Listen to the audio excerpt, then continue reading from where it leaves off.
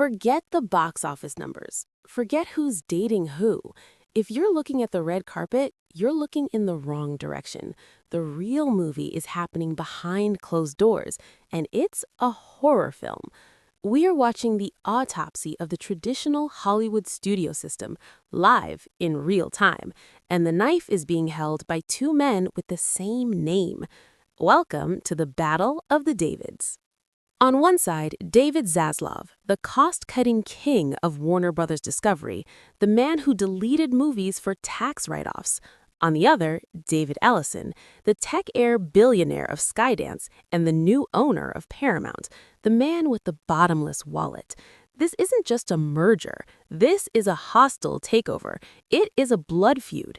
And by the time this video ends, you'll realize that your favorite superheroes, your streaming subscriptions, and the very soul of cinema are just collateral damage in a billionaire's ego trip. Let's dig into the dirt. Let's set the stage. It's late 2025.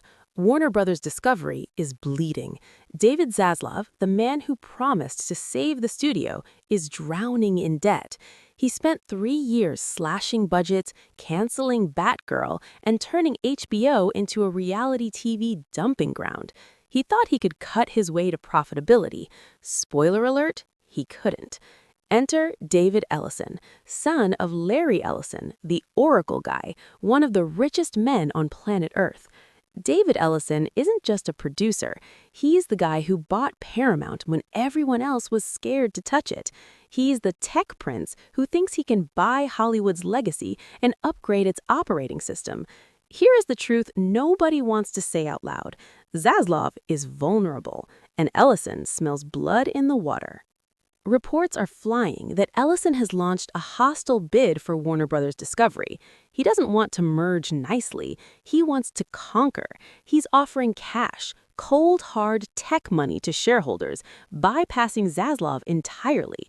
He's telling Wall Street, I can run this town better than the TV guy. And the worst part for Zaslav? The shareholders are listening. But why is this so personal? Why does this feel like a street fight instead of a business deal? Let me whisper a little secret the trades are too polite to scream. It's about South Park. Yes, seriously. Rumors are swirling that the bad blood between these two Davids started over streaming rights for South Park, a handshake deal that went sour. Allegedly, Ellison reneged on a deal, and Zaslav, a man known for holding a grudge like it's a precious gem, froze him out.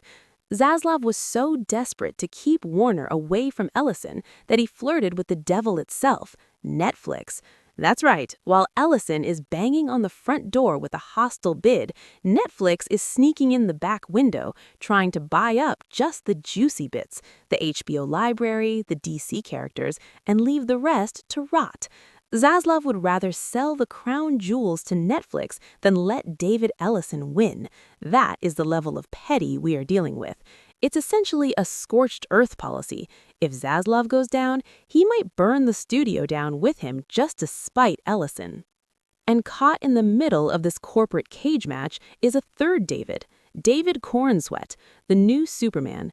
We all wanted James Gunn's new DC universe to fly. We wanted the Superman reboot to be the savior of Warner Brothers. But let's look at the facts. The movie came out, and while the fans defended it, the box office receipts, they underperformed.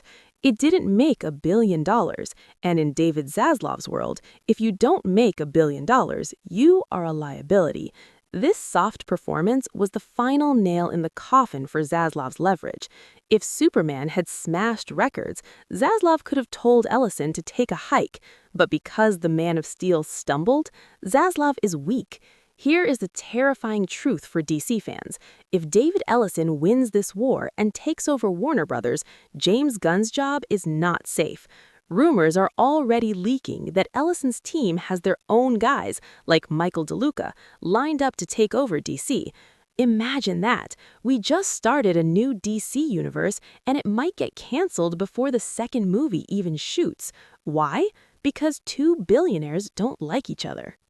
So, what is the future of Hollywood? It's not about art, it's about monopoly. If David Ellison wins, we're looking at a mega studio, Paramount and Warner combined into one gigantic content monster, backed by Silicon Valley money. If Zaslav survives or sells to Netflix, the theatrical experience as we know it is on life support.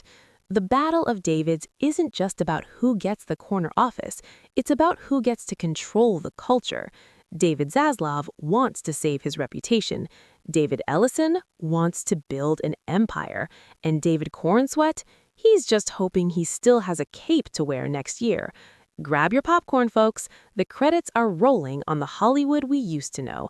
And the sequel, it's going to be expensive. Who do you think wins? The Hatchet Man or the Tech Prince? And does Superman survive the merger? Let me know in the comments. Don't forget to like and subscribe, because the truth is the only thing they can't copyright.